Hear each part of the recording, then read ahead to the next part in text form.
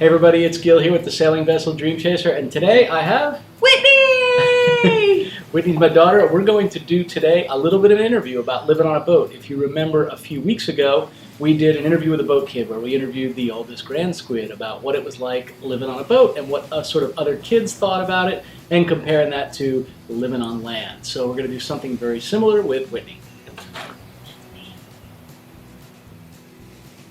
All right, I thought we would start this thing off by just talking about describing the boat that you live on. I live on a 43-foot sailboat.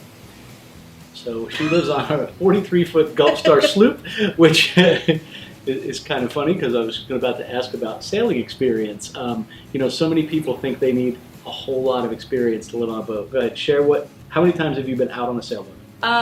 Probably under 2. Yeah, I can think of a few times. I remember out in Lake Louisville when we had the first one. We did that out there, and then a couple of times when y'all lived at the boardwalk in Kema. Okay. With Grandma and Grandpa, and then a couple of times with just like me and Chastity. So, I mean, like under 5 at least. Not very much. Not very much. Yeah. So it's interesting, right? I mean, so many people, I think about living on a sailboat, and they assume you have to be a phenomenal sailor or have a ton of experience. And you know, while certainly that probably helps in some cases, it's not required. I know how to fix a lot of stuff on it at this point in my life.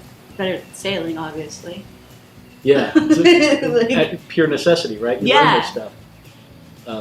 We have had quite a few sessions where she has told me about an issue going on, and we FaceTime, and she's showing me with the camera what it is she's looking at. We rewired the bilge pumps one time that way. When the air conditioner or something, like hours in the engine compartment, like where the bilge was, like sweating my butt off because there was no air circulating in there for hours. Oh, that was when we had to flush the air conditioning system, right? The water lines, is that what that was? I learned how to do that, but I think it was like related to the bilge pump area, I think. But it was hours. I know, it was a long time. Yeah, it was the bilge pump, because I think I was in New Jersey taking care of my dad at the time, and yeah, it was on one of your previous videos too, because you were like, you can't see her, but she's talking to me, and I'm giving her answers back, like, because you had filmed yourself giving answers to me. Oh, how funny. Yeah. And then I probably was using the security camera from inside to show, like, where you were, or no? Some of it, yeah, I think so. I love it. Yeah, we'll link to that video here. We'll try. I don't even remember where that darn thing is. So talk about how long you've lived on the boat. Officially, this boat, only a year. Okay. But I've been living on the boat with y'all back and forth between Dream Chaser and Last Affair for 3 years. Okay. Going on 4.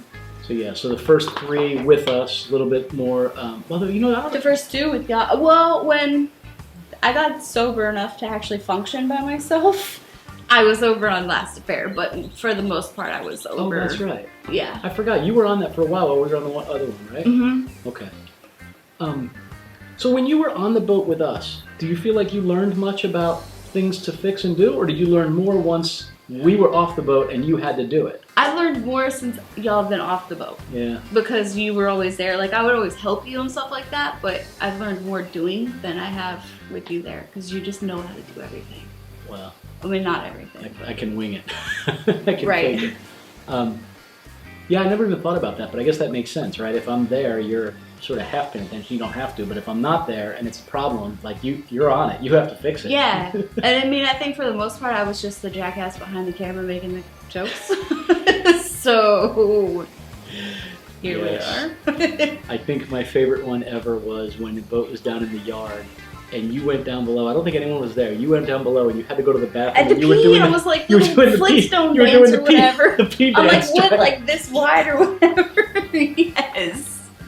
Oh my God, I forgot all about that. So after being on the boat for this long versus being in an apartment or a house, or even for a while we were all in the camper, what do you like most about living on the boat versus, I don't know, on ground? I don't really, I mean, there's like nothing in particular that I can say that I like the most about it. It's just, it's my home, and I've made it, like, since y'all have left, and it's not like your floating office anymore. Like, I've literally made everything in there, like, my own. Like, the hanger where, like, we used to keep the girls' clothes, like, I individually wrapped all of those little wood things into like paper. I don't know what that is, like clean paper or whatever that you would almost contact paper. Yeah, I've like personalized everything in there, like the lights, like I've just made it mine, and it's like my little home now. Am I gonna freak out when I see what you've done? You haven't painted anything, right? No. Don't paint anything. No. Don't paint Can anything. No. What about under the bed? So that was the big debate, right? When Chastity moved into the V-Bird, she wanted to paint it pink. So the only thing I would let her do was paint the boards underneath the mattress. Yeah. To paint that. It's white. Yeah. Yeah. That was it. Okay. So what's the hardest part about living on a boat in a marina? I would say definitely the groceries, because I've learned the hard way, like moving on to a boat that really nobody's lived on for the past year. Taking all the groceries out of like all the cardboard and then putting everything like in the little plastic water type seal containers. Laundry's a pain in the butt to get it on and off because I gotta step in the cockpit and then over the little side and then on the side of the boat and then I gotta jump to the thing, and it's a pain in the butt. If I have more than a week's worth of laundry, I'm regretting it. Yeah, just because you have to carry all that. Yeah, right? and it comes over my laundry basket and it's just a pain in the butt. So yes, we do not have a washer and dryer on either boats, right? You know, and that is always a pain. But I will say the marina has a little. Does it still have a lot of water? Yeah, it does, but it's like one machine or two machines. Yeah, and the drum for the washer is literally like that big. So tiny. It's super little. So, but that's good. That forces you then to do the laundry like every 5 days, so you don't let it overflow. Well, see what happened was. So not so much? No. I try to go at least once a week, but it doesn't always happen that way. Like, the last week before I was coming here, I was working so much, like, I didn't have time to do laundry, so I could come and surprise y'all. So it wasn't like it was about 2 or 3 weeks worth of laundry, and it was just... Yeah, your mom did the same thing. We would be down on the boat, and she would go up to do laundry, and a lot of times she would have to bring like 2 big baskets. Yes. And then at the time, I'm pretty sure there was only one machine, like one washer and one dryer. Yeah. And then she would schedule it with Miss Patty so that they were like so on opposite schedules. Days. Yeah. And then she would just go up there with like a book and sit for like 5 hours. Yes. Do it. But it's easier to get laundry on and off y'all's because y'all can just slide the basket across the coach house. True. You don't have to go over the cockpit side. Yeah. I don't even know what what's the proper name for that? It's called the combing. The combing. The cockpit combing, the sides of it. Well, it's a pain in the butt. I talked about this before. The longest you've ever sailed was literally just across Lake Louisville, then, right? Yeah, I mean, a couple of hours on the lake. That's about it. Like, I've never done like an overnight trip with y'all anywhere. I've never like stayed on the boat in the water somewhere. Not at the dock. Not even anchored out? Like, all the times we would anchor out, you never went and did that where we just slept out on the lake somewhere or on the river? No, or, it was always working. Yeah, that's missing out. So when we... Yeah, thanks for the great work ethic. The great work ethic? Yeah, I've been working since I was 16. Like, I have no apologies for that. Right. I think that's good. So does it make you nervous being on the boat, like living on the boat and not knowing how to sail it or move it if you needed to? Not necessarily, because I'm pretty confident in like the power boats that we had that I could move it if I needed to. Sailing, whole different ballgame. Yeah. I wouldn't dare put the sails up by myself. Okay. But I've watched enough of your videos. I don't know that's enough. Look, I learned how to sail from reading Sailing for Dummies and trying it. So like one of those little yellow. It's exactly what it was. I swear to God, I bought Sailing for Dummies after we bought our first sailboat.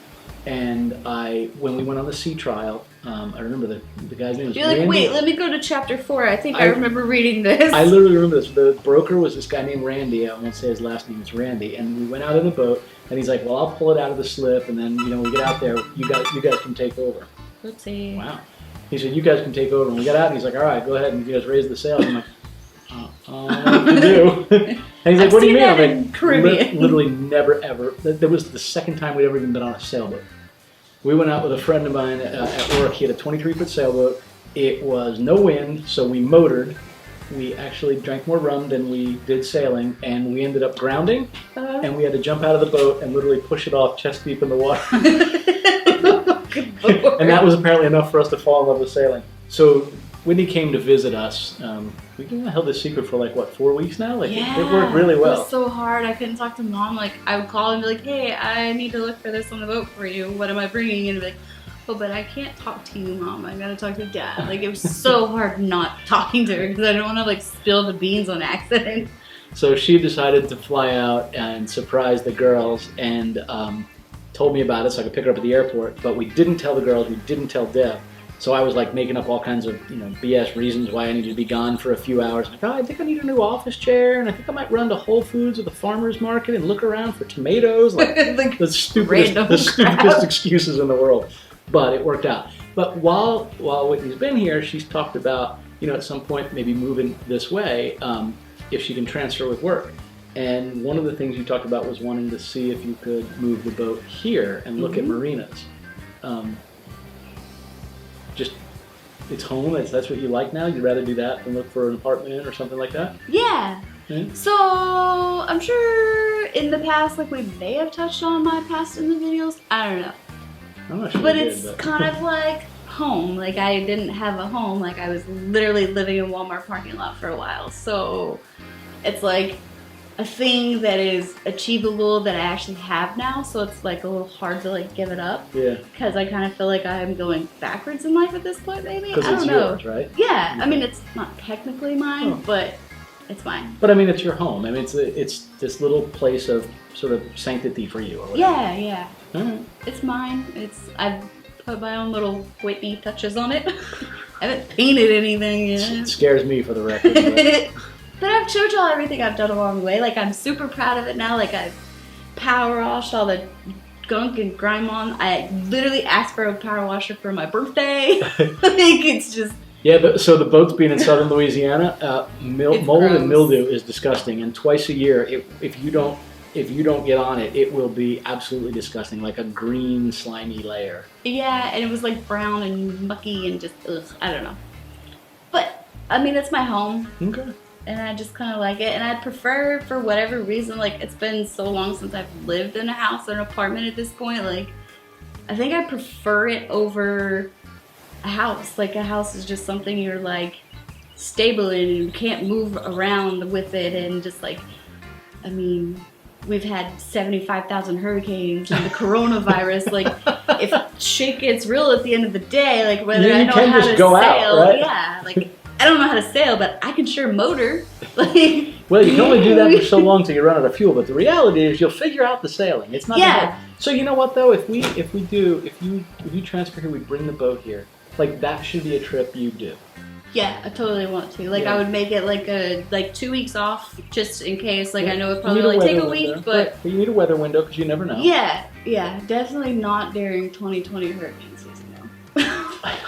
Can you guys believe the fact, we were just talking about this, so we've gone through the entire alphabet, we've gone through the entire Greek alphabet, we're at Zeta, and now they're talking about another one, and we were discussing this. I have no idea what comes after the Greek alphabet. Yeah. Holy crap. I'm not gonna lie though, I'm kind of disappointed that I wasn't there for this one. Like, I've prepared both boats all summer, like, it's been my thing, like, I've upgraded to bosun, and now, like, I wasn't even there to experience it as a bosun, but I probably would have been super nervous and might have left, but typically the water didn't go up very high. Yeah. So you'd have stayed. I typically only leave if it's hard to get on and off the boat, like when the water goes over the dock. So I probably would have stayed, but...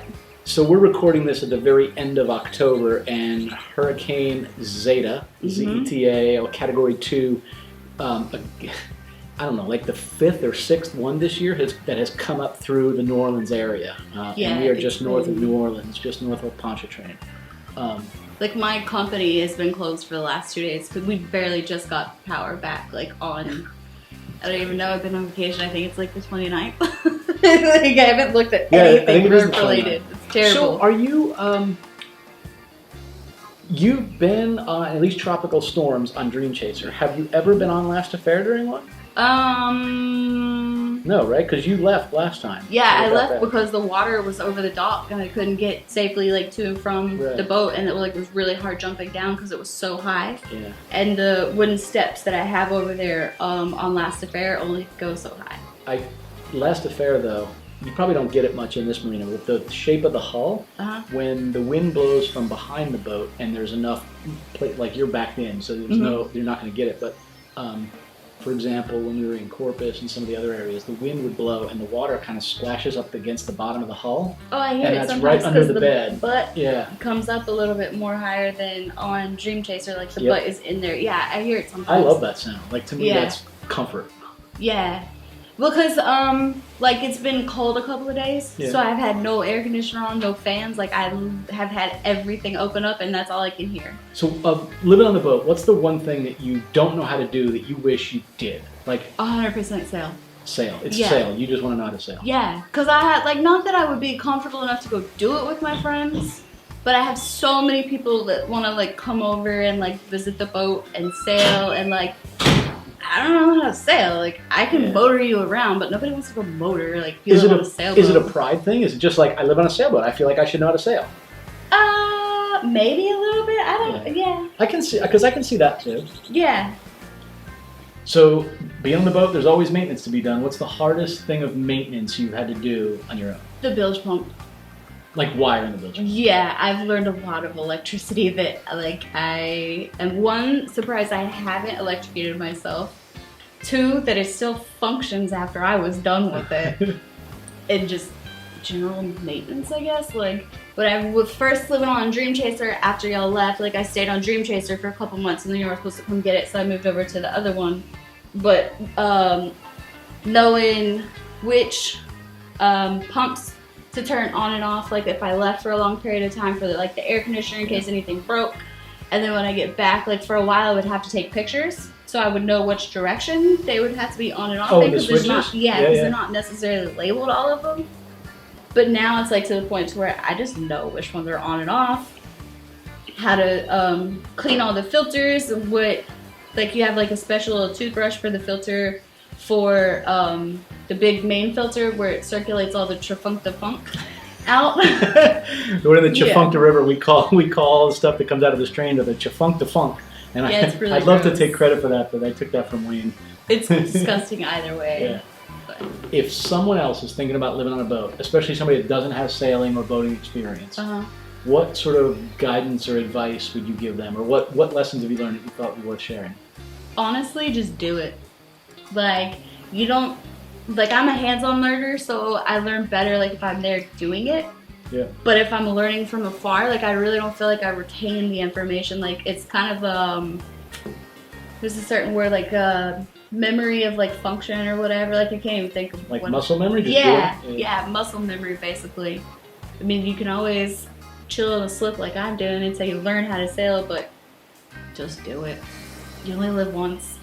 Especially this year is literally proving that for us. Like, no kidding. There's just not Everybody's like, ready for 2020 to be over for sure. Yeah. All right. Yeah. So just do it. Just do it. Okay.